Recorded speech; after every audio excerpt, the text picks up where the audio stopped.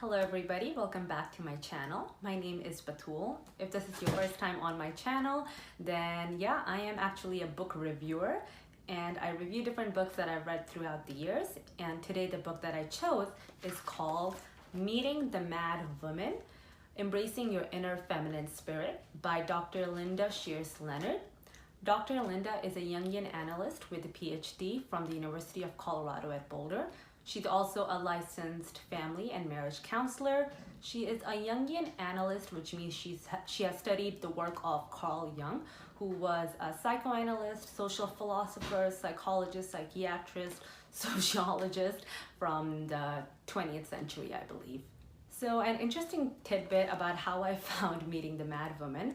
My roommate's friend actually picked it up from the bike lane outside of our house, and it sat in our house for months before one of my other roommates decided to give it away. And I stopped him and said, you know what?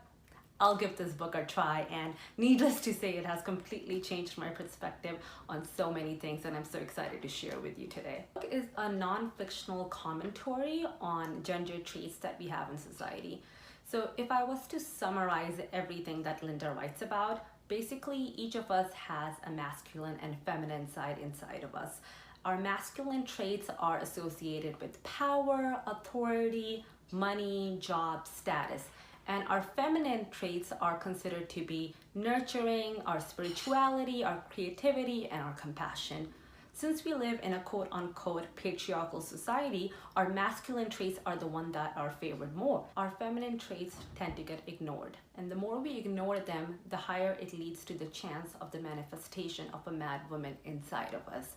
This mad woman can take on many archetypes. What Linda suggests in the book is not only that we recognize this mad woman, but instead of fighting her, we embrace her. So all the feminine traits that we have been ignoring inside of us, we need to embrace them and use them for our success, both personally and professionally. There are 8 different archetypes that Linda goes into, and I will try to summarize them as best as I could. Archetype number 1 is the mad woman and the mad daughter, and it talks about how generational trauma throughout our maternal line manifests itself in different ways. So some of the archetypes that you talk about is the ice queen mother, somebody who doesn't show a lot of emotion. On the other hand, you have the dragon lady mother, who shows too much emotions and often uses anger and shouting as a manipulative tactic to get what she wants. There's also the saint of a mother who, tries to give up a lot for her kids, almost to the point of it inversely affecting her daughters. And then there's the sick mother. So she goes through all these different kind of mother-daughter relationships. The second chapter talks about the archetype of the caged bird. The caged bird refers to any woman who hasn't really gotten out of her cage, and that cage may be social expectation, legal restrictions, psychological pressures put on women to fit a certain role and not step beyond that. One of the biggest examples that she gives are housewives who are constrained to marriages and cannot often go out and work the way that they want to. And then archetype number 3 is the muse.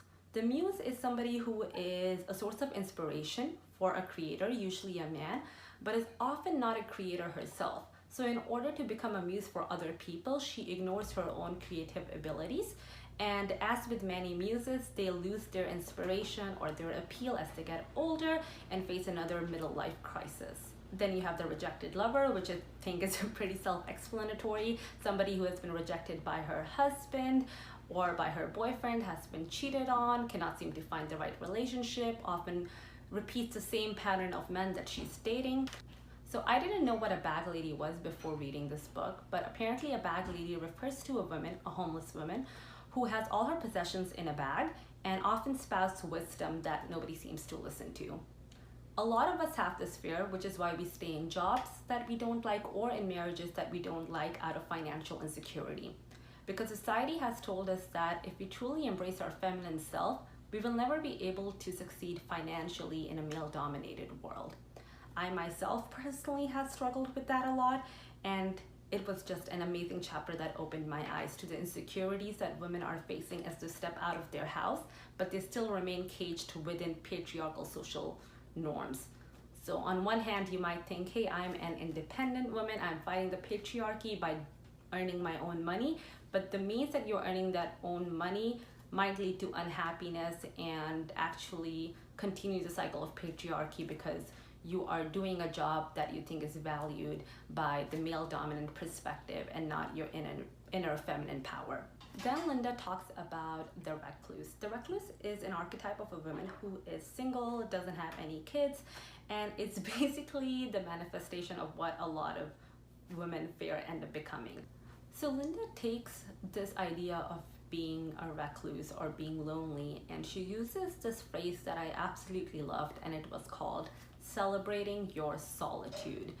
So instead of using your loneliness as a hindrance or a handicap, use that loneliness to really discover yourself and get in one with yourself. Now here, loneliness only means that you're physically lonely, but Linda does emphasize consistently getting in touch with nature. She gives a lot of examples throughout history. One is Rachel Carson, somebody who remains single, that spends a lot of their time exploring their spirituality and their connection with nature and finding inspiration in being alone and the power that they have to survive independently outside of anybody else. Again, this was one of the chapters that really got to me because somehow the expectation of turning 22 and graduating from college made me feel like I need to get into a relationship because that is what I saw all around me. Trying to fill this social norm or expectation that I had of myself that I really didn't care for or need before. Reading this chapter really opened my eyes as to how much of my own happiness I have pinned on finding somebody else in my life and how that pattern repeats itself in a lot of women. Revolutionary might refer to anybody who is an activist. Now here really the mad part of Madwoman comes out.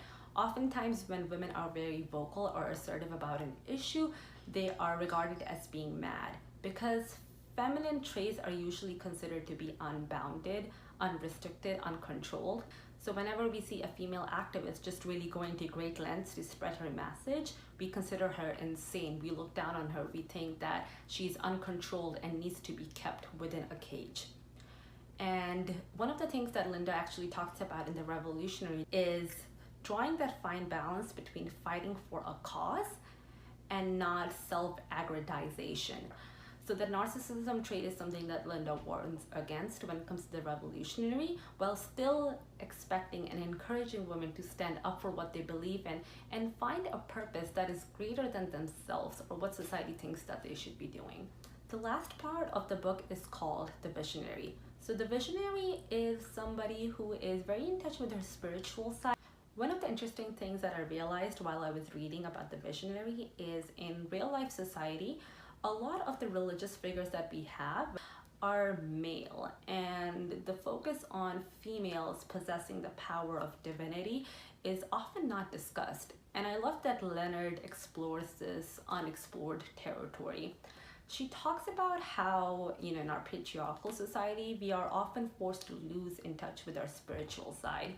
And she talks about how there are a lot of women out there who are receiving messages from the outer world, but they tend to ignore it because they don't want to be seen as mad, as insane, or just cuckoo crazy. So those are the 8 archetypes, but I think the archetypes of the bag lady, the visionary, and the recluse really spoke to me and encouraged me to look more inward. So she makes a lot of references to everyday figures and mythological, historical, and fictional characters. Some of the works that she has referenced throughout the book include Autumn Sonata, which is a movie by Ingrid Bergman about a fractured mother-daughter relationship, Mr. and Mrs. Bridge, another movie about a rich housewife who faces a middle-life crisis, Charlotte Perkins Gilman, who was the author of The Yellow Wallpaper, another book about the caged bird Madwoman, Alma Maher, the professional muse to many writers throughout history, Maria Callas, opera singer and mistress of tycoon Aristotle Socrates Onassis, and the Lily Tomlin starrer play, The Search for Signs of Intelligent Life, whose central character is actually the archetype of the bag lady, Rachel Carson, who I discussed before, also known as the nun of nature and writer of The Sea Around Us, a huge environmentalist, the movies Thelma and Louise, and Russian revolutionary fighter Rosa Luxemburg. So I do think that Linda does a really great job at picking and choosing throughout history references that people can understand. Now, one of the reviews that I read was that if you are not really familiar with the references, you might not enjoy the book. Personally, I have to disagree. I think that Dr. Linda does a great job at not just referencing something, but explaining why she has referenced it, and putting it into context. However, the joy of the book really comes from looking inward. Personally, I started enjoying the book kind of halfway through when I started seeing the archetypes that she talked about manifest in my own life. I think the strongest reference is yourself. I think I really enjoyed parts of the book where I read some fear or some insecurities that other people have, and I saw it within myself. I saw how I was putting the restrictions on myself that she was talking about. However, a very difficult part in reading the book is that it is based on an extremely strong hypothesis, which is the hypothesis of all of us possessing masculine and feminine traits, and that society, a patriarchal society that is, favors these masculine traits, which often ignores the feminine woman inside of us. Now, unless you really buy into this philosophy, the rest of the book is not going to do much in order to pique your interest.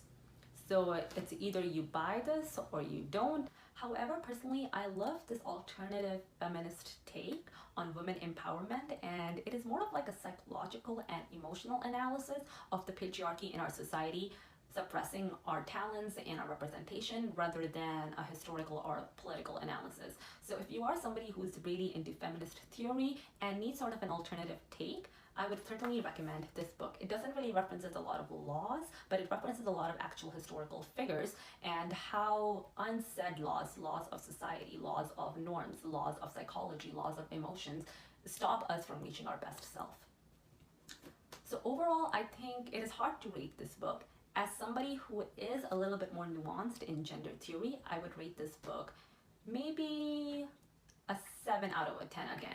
And the reason why I say that is because even though she is a splendid writer, I really wish that Leonard did a lot more in her introduction in making the reader actually believe and buy into her theory than just assuming that they do.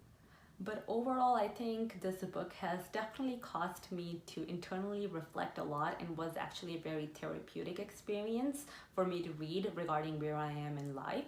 I certainly encourage you to pick it up, even though I would say it's one of those books that kind of finds you before you find it.